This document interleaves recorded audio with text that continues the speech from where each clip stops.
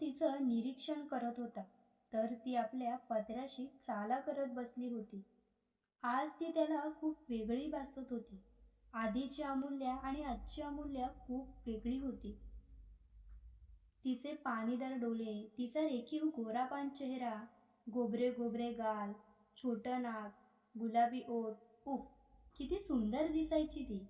त्यात तिचं बेधडक बोलणं, खळखळून हसणं, तिचा साधेपणा, तिचं चिडणे, रुसणे, सर्वच त्याने जवळून पाहिलं होतं.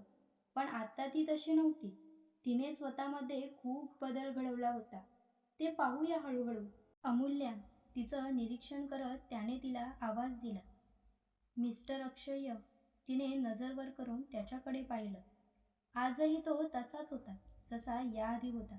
हँडसम, स्मार्ट, डॅशिंग, स्वीट, रागीट, चिडका, बेधडक. समोर उभी असणारी मुलगीही पाहता क्षणी त्याच्या प्रेमात पडेल, असा होता अक्षय सरदेसाई. माझी बायको होण्याचं तुझं स्वप्न पूर्ण झालं असेल ना? तिचा आवाज ऐकून अक्षयने भुवया उंचावल्या. मला तुमची बायको होण्यात काडी मात्र इंटरेस्ट नाहीये. तसंही मला माझी लायकी माहिती आहे.